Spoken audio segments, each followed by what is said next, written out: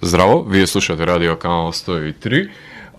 Јас сум Зако Ѓелески и влегуваме во програмата за да ви дадеме една многу убава вест со оглед на тоа што започнува да живее еден филмски фестивал во нашата ни држава со своето 12-то издание, односно станува збор за филозофски филмски фестивал, а најдобро човекот кој што може да ви елаборира што точно ќе може да погледнете на ова издание е неговата програмска директорка Ана Дишлиевска Митова, со која што имам можност да разговарам моментално во емисијата, така што добре дојде повратничке во Канал 103.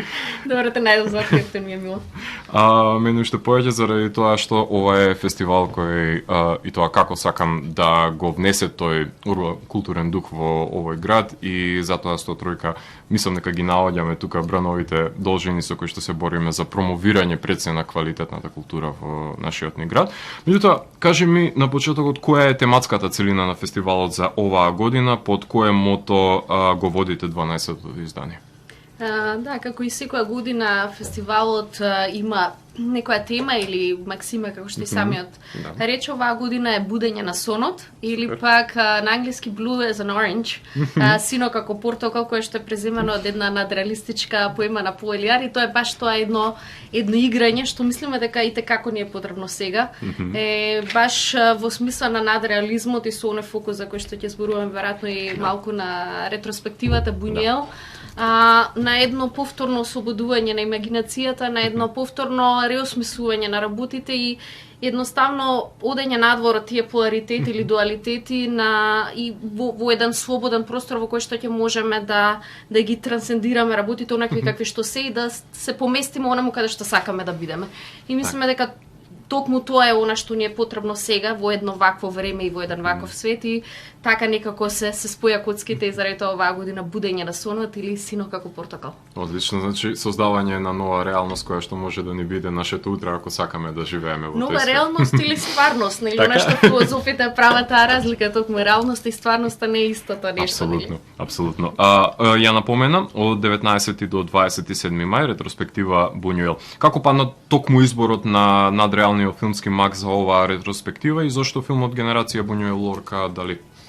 Значи, идејата падна случајно, бидејќи работевме, 2019 беше Вендерс, минатата година беше фокус на Тарковски. Се поврзавме случајно со амбасадата на Кралството Шпанија во Македонија и се испостави дека практично еден од главните луѓе таму, заменик амбасадорот, кој што е филозоф по вокација, му се допаднало тоа што го правиме, не повика на еден состанок и беше толку ентузијастичен, ајде да правиме нешто за наредното издание, или филозофи како филозофи, не изостанува идеи.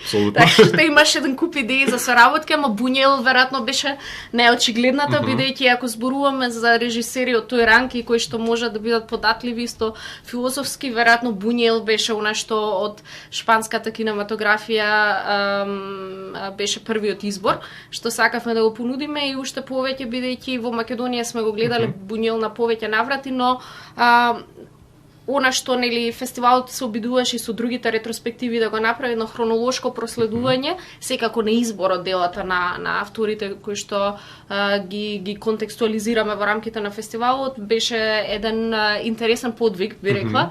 И така некако почна таа соработка, еве година подоцна вечерва во кинотеката, впрочем во 9 часот ќе отвориме со дел од краткометражните и среднометражните филмови на Буњуел и токму со Ернесто Хередеро дел Кампо, кој што е човекот виновник, еве условно кажано, за оваа соработка оваа година. Одлично, зашто го избравте документарниот Генерација Буњуел Лорка дали? Тоа е документарен филм кој што е дел од оние ФФФ док, што понекогаш ги имаме нели во програмата. И оваа година беше една причина да се контекстуализира самото творештво на Дели, бидејќи документарниот филм тоа е доста покласичен документарен филм на Хавиер Еспада. Минатата година имаше и истиот режисер на Кан Класикс исто документарен документарен филм, но фокусирајќи се токму на животот само на Бунјел, но она што ние сакавме да видиме токму оваа генерација 27 во Шпанија и како сите се поврзани еден со друг, како се инспирираат, како сите во екзил или Лорка е сосема поинаква приказна, нели? Ама практично да видиме од каде доаѓа Бунјел и тоа беше една, да речеме, една исходишна точка или еден почеток на сето ова истражување на делото на Бунјел во наредниве денови. Соодветен избор е за да се прикаже големината пред се, не само на него, туку и на другите двајца кои што се во корелација со него. Меѓутоа, што ќе биде составено овогодишната ревијална програма, односно философија, кои се селектираните филмови и нивните излегувања пред се? Тоа што е главниот фокус. Да, значи покрај ретроспективата Бунјел, која што исто така ќе биде проследена со излагање после секој од филмовите, оваа година ќе го отвориме фестивалот и впрочем ревијалната програма со Додека трае војната на Алехандро Аменабар или While at War. Тоа е филм кој што излезе во 2019, ние сакавме како фестивал 2020 да го имаме, 2020 се случи ковидот и се останато. Потоа се случи нели оној домино ефект на многу работи програмски секако кои што се измести едно со друго. И ова беше повторно некако се поврза работите оваа година, бидејќи како филм немавме можност да го видиме тука, а истовремено го опфаќа овој период на почетокот на шпанската граѓанска војна и фокусот на Мигел де Унамуно, нели како филозоф, како писател, во тоа време ректор на универзитетот во Саламанка. И повторно во соработка со амбасадата на Шпанија мислевме дека ова е едно убаво заокружување или еден преглед. И токму по тој повод имаме и двајца експерти, односно професори од Шпанија, кои што ќе се вклучат онлайн. На крајот тоа ќе биде како една соработка заедничка преку амбасадата на Шпанија, кои што се експерти за Унамуно и кои што ќе можат да ни кажат малку повеќе или да го изанализираат филмот од нивна перспектива. Тоа е филмот кој што започнува од ревијалната програма, што ќе содржи покрај него? Кои се другите излегувачи? Покрај него имаме уште 5 филмови. Значи еден е корискиот филм Безгласен или The Voice of Silence. Тоа беше филм кој што го избравме заедно со Снежана Младеновска Ангелков, која што во последниве години токму ја истражува кореската кинематографија и баш сакавме еве да видиме низ еден нејзин поглед едно дело од оваа кореска современа кинематографија. Филмот е 2020 и зборува за двајца чистачи во една криминална организација. Тоа е еден трилер со комични елементи или со елементи на црна комедија, но една многу топла приказна во суштина. Третиот филм е Франкенштајн, филм кој што не треба многу да се продава, мислам дека сите го знаеме или така 1931 Джеймс Вейл. Филмот ќе го обработи магистар Тијана Петковска, која што е наша колешка од филозофскиот факултет, но потоа се формираше и токму и во областа на филмот, во моментот работи на низината прва книга. Насловот на излагањето е доста интересен, It's a Life, хорор човекот и хоророт на човекот. Тоа ќе биде Тијана со Франкенштајн на 3 јуни. Млинот и крстот е филмот по избор на професор доктор Владимир Мартиновски, кој што ќе има излагање на тема едноплатно 1000 приказни меѓу ликовното дело и подвижните слики во филмот Млинот и крстот од Лех Маевски. И последните две остварувања се Хирошима љубов моја, исто еден од оние нели култни класици на француската кинематографија и воопшто првиот филм на Ален Рене. За филмот ќе зборува доктор Кица Колбе од перспектива љубовта и паметењето на трумата од војните, за да завршиме на крајот на 9 јуни, значи фестивалот од 1 до 9 со нешто корисно или something useful на Пелин Есмер, турската режисерка која што ќе имаме можност всушност да ја примеме тука во Скопје и заедно со професор доктор Сердар Остур, кој е експерт од областа на филм философија, претседател на Сдруженијето за филм филозофија, главен и одговорен уредник на едно од ретките списанија од оваа област во светот, да влезат во директен диалог. Тоа е еден формат со кој што експериментираме прв пат оваа година.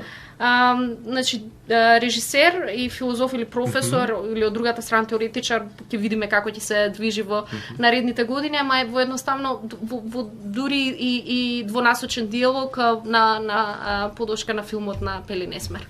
Сепак тоа е уникатна можност кога да е авторот жив, и присутен и може да го имаме и неговото гледиште земено предвид заради тоа што е уникатна можност, нели, да се скрши буквално тој јаз помеѓу авторот, публиката и реципиентот, односно човекот кој што стои помеѓу и дискутира за проблематиките кои што се разработени.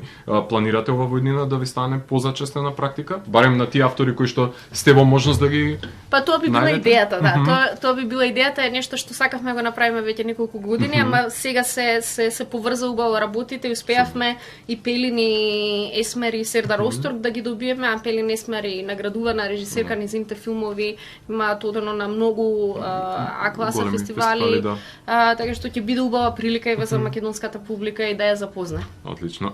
Морам да те пофалам дека според мене го имате еден од најдобрите постери за филмски фестивали во нашата ни држава од изминатите неколку години. Навистина е прекрасно делото. Кој го работеше? Кој го изработи? Катерина Тери Николовска. Тоа е нашата драга дизајнерка со која што се работуваме веќе 3 или 4 години. И започна од една идеја токму со надреализмот и веројатно референциите се доволно очигледни за сите синефили, ама мислам дека баш е погоди оваа година. Секоја година имате впечатливи артистички пред се плакати кои што вредат да бидат изложени, ако ништо друго, барем во на ревијално некакво се издание каде што од секоја година би можеле да се погледнат. Меѓутоа ова дефинитивно е еден од поомилените ваши плакати. Извини, вака што го фаворизирам, меѓутоа еден плакат треба ти даеме тебе. Не мора, дигиталната е сосема доволна верзија. Секоја година се обидувате и успеате да ја доближите филозофијата и да ги разгорите пред се љубителите кон филмот и кај најмладите. Какви работилници се наменети за оваа година во едукативната програма, односно средношколската видеолектира и работилниците за млади и филозофија за деца? Да. Кажете ми, кој е планот? Тоа значи едукативната програма е составена од овие три основни сегменти. Со тоа што веќе од почетокот на април го имавме оној дел на средношколската видеолектира со 12 дневни луѓе. Класичен филм кој што исто сите го знаеме, но мислиме дека е баш видеолектира за средношколците и кој што дефинитивно не може да се помине без да се изгледа тој филм. Апсолутно. Во моментот стручната комисија ги има есеите, бидејќи секогаш нели имаме есеј инспириран од филмот.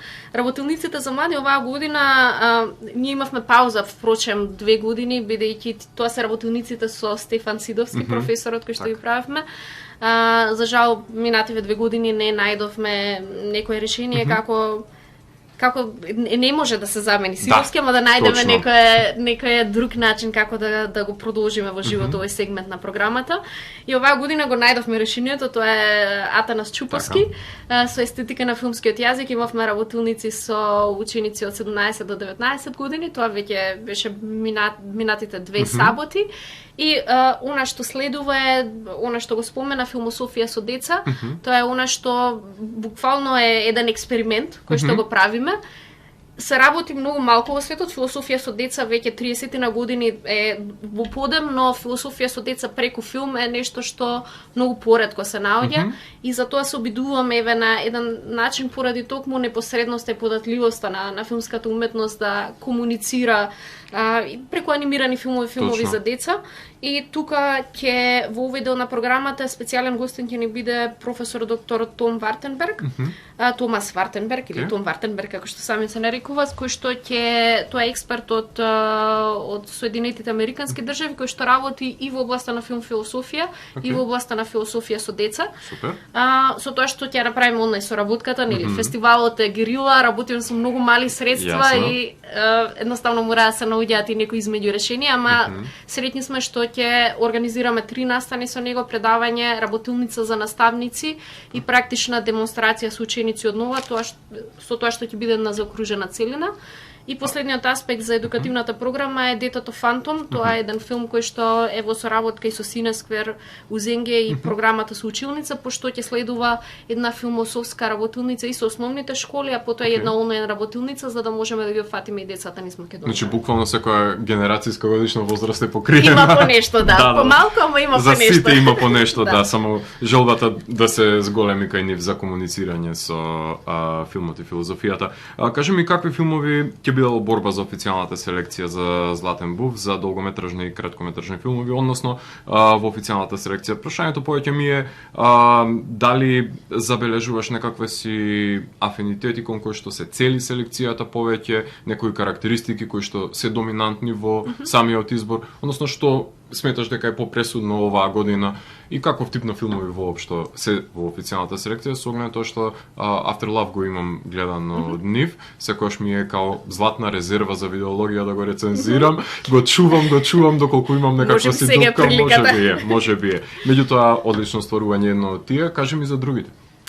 Значи другите филмови кои што ќе бидат дел од официјалната селекција го имаме најновиот филм на Семих Капланоглу, турскиот режисер за клетвата на Хасан, кој што е една топла морална приказна баш од турската кинематографија, кој што обработува теми на покајанието но исто така и на онаа деструкција на непосредната животна средина на човекот и еден филм кој што беше прикажан на Кан 2021 година и ќе има за прв пат можност да биде прикажан во Македонија на филозофскиот филмски фестивал. Во Uncertain Regard беше категорија. Така, во извесен поглед. Покрај, нели, After Love или По љубовта за кој што веќе зборувавме, тука и предпоследниот, тоа е филм кој што примерно беше прикажан на Black Nights, на Црни ноќи во Талин. Јонас Керуп Хјорт, данскиот режисер, и ова е една баш кавкијанска приказна. Доста предизвикувачка естетски, тоа беше филм со една минималистичка сценографија, но филм кој што буквално ве воведува со тој естетски минимализам во светот на протагонистот и на тој лавиринт во кој што е заробен. Лавиринтот е една зграда, еден објект кој што само влегувате, а никогаш не излегувате од него. Модерниот замок, значи. Добро. И токму ги обработува овие прашања на времето, на смртта, на потрагата по смислата и нели она нужно за трансценденција, некоја лична и колективна. Топла препорака.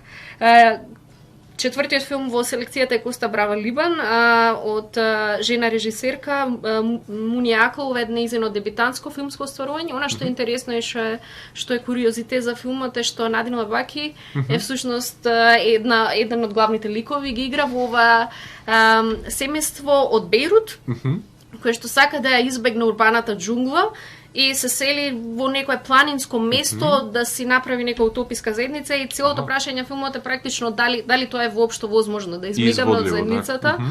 Кои се оние компромиси нели кои што ги правиме секојдневно за да живееме нели во едно општество со другите, но исто така и она морална одговорност која имаме пред уништувањето на природата. Значи повторно овие биоетички, етички прашања, тоа е нешто кое што се проткајува и што секогаш актуелни се и во што се секогаш актуелни и секогаш и резонираат едноставно, бидејќи тоа е нешто кое што мислам дека најдлабоко човечко и универзално поимливо на сите, дефинитивно нема бегање тоа. И последниот филм е Клара Сола, тоа е филм кој што беше на Кензен, на Канскиот филмски фестивал 2021 исто, значи уште еден филм од Кан оваа година, исто така дебютантски филм на млада режисерка која што има костариканско потекло, но живее во Шведска. Значи ова е една интересна копродукција која што приказната се случува во Костарика и е токму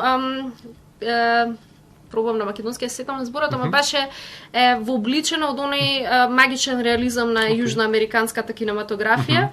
И ја следиме Клара Сола, која што е еден необичен лик и која се наоѓа некаде помеѓу тоа патерналистичко општество и оној порив или нагон да се ослободи од инхибираноста во контакт со природата.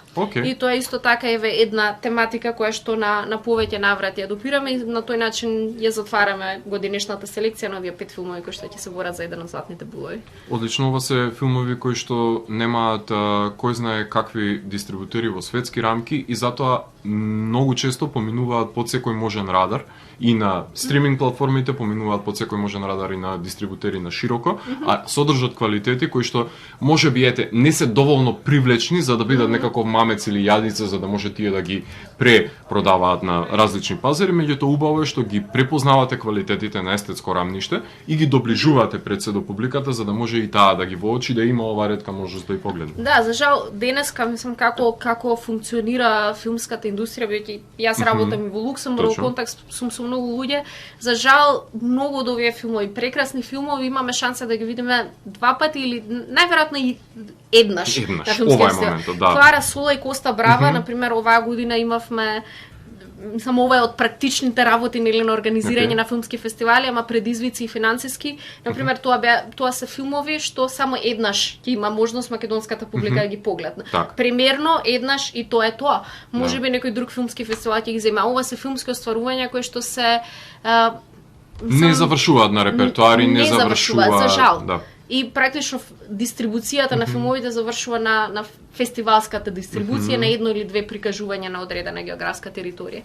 И заради тоа мислам е убава и некако не знам дали благородна, ама е значајна борбата за без разлика колку се тешки порекаш нели и Дон Кихотовски сите ситуации, ама едноставно да добиеме прилика да бидеме во контакт со уметнички дела на ваков начин, бидејќи ова се стварно филмови кои што кога ќе излезат од киносалата ве трансформираат. Секако секој со своите сензибилитети, секој ќе си го најде она што е нели свој влез. Ама победата се случува токму во тој миг што ја имаме таа можност да бидеме трансформирани, значи. Точно. Тоа е убавината на самиот фестивал. А чиј музички перформанс ќе биде проследен на фестивалот?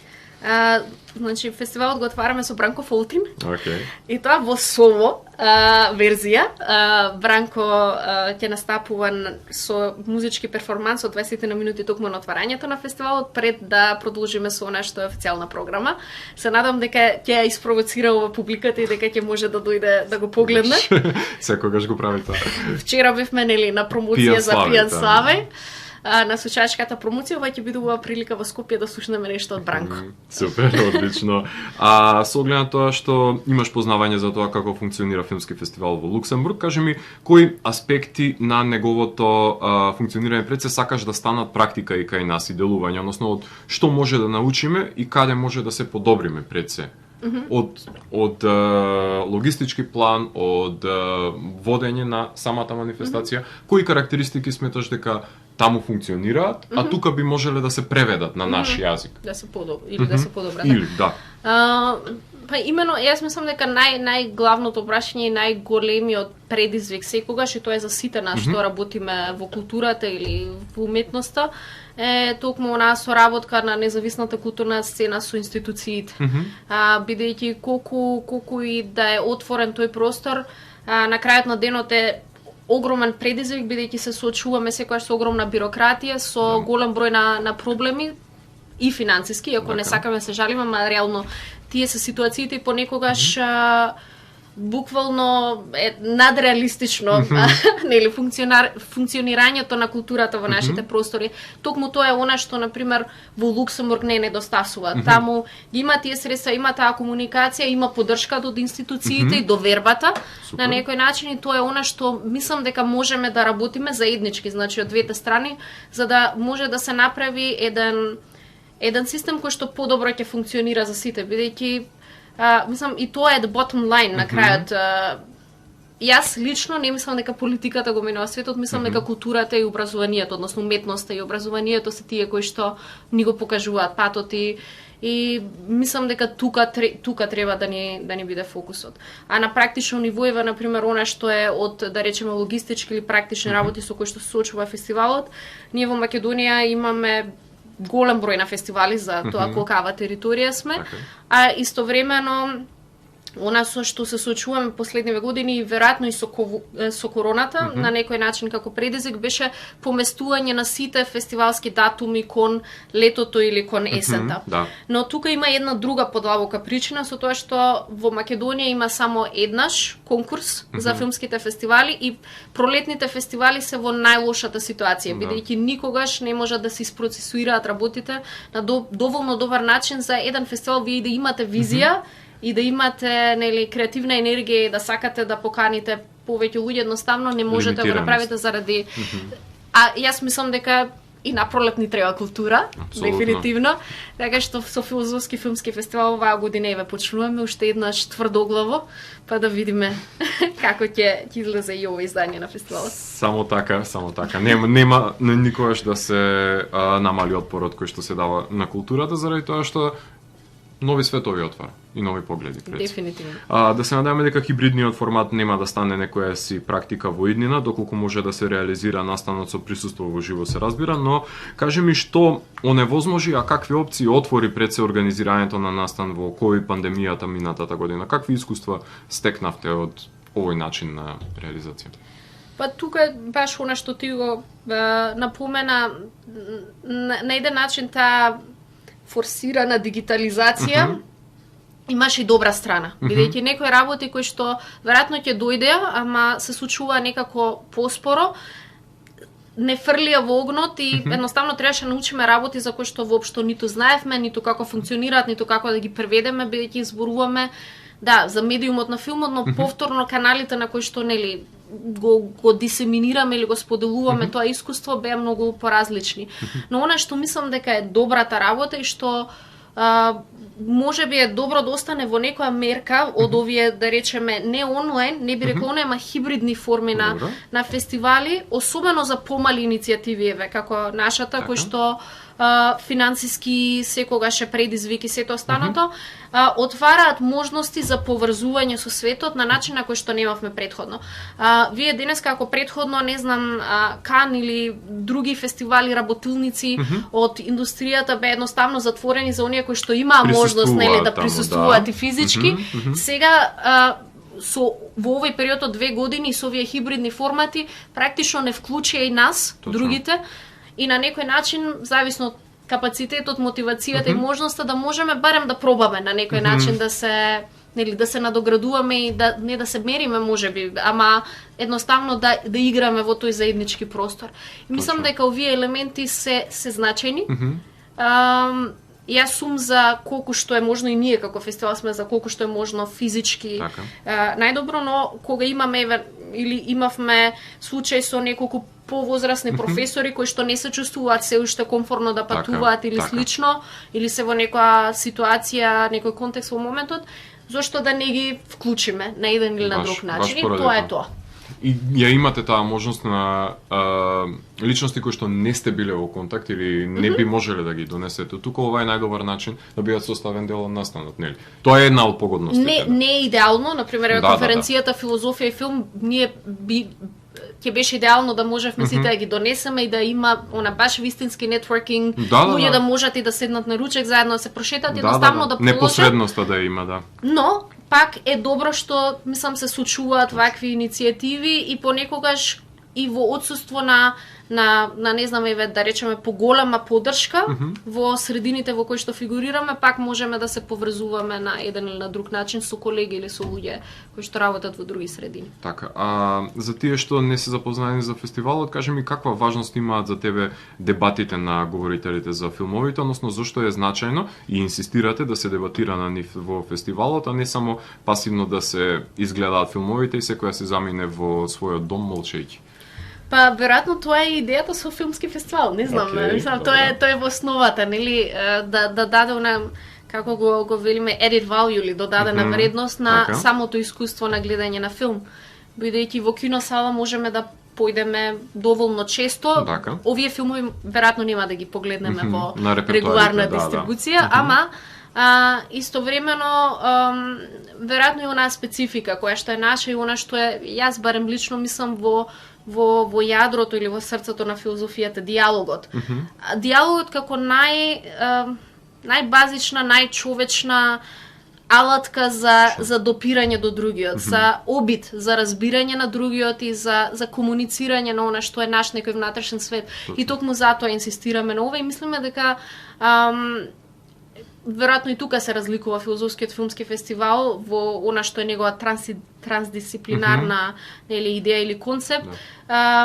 Ги има и средбите со режисерите, но она што ние сакаме да направиме е да зборуваме и со естетичари, и со филозофи на филмот, и со филмски критичари како тебе, и со теоретичари на филмот, филмолози, и сите овие различни перспективи на еден начин да не едуцираат и да работиме на она што е нели некоја филмска писменост, а што сметаме дека е некоја основа нели за овие нови генерации кои што доаѓаат.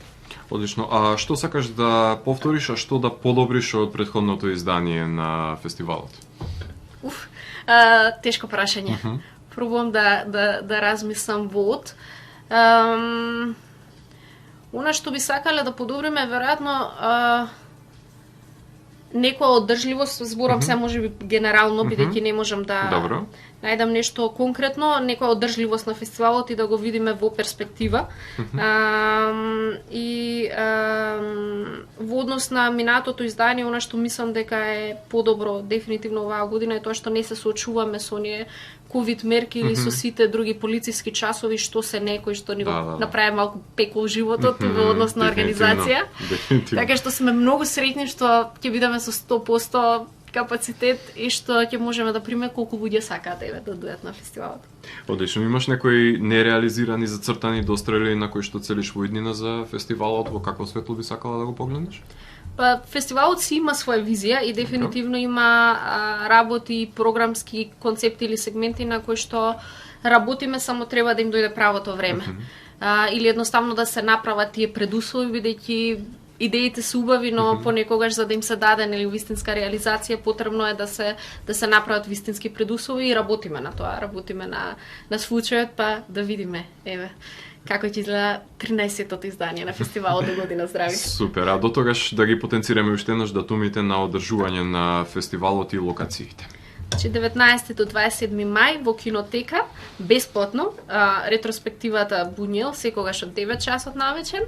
Програмата се наоѓа на сајтот и од 1 до 9 јуни е она што е главна програма на фестивалот со ревијалната и компетитивните програми, придружната програма, исто така во попладневните и во вечерните часови. Така, значи се гледаме во кинотека за да може да ги погледнеме и филмовите на Буњуел, меѓутоа и да ги погледнеме пред се филмовите за кои што ќе се дебатира дополнително од ревијалната и од официјалната категорија, така што почетокот е закажан вечер, а завршувате на 9 јуни, да. Одлично. Фала ти, Ана, што беше дел од Канал 103 и посакувам голем успех за 12-тото издание и да ми дојдеш наредна година пак во 103 за да ми продискутираш како ќе го подобрите дури тоа што функционира за 13-тото издание. Фала ти. Благодарам. Во продолжение ќе слушнеме најавата, односно самиот трейлер за 12-тото издание на Философски филмски фестивал.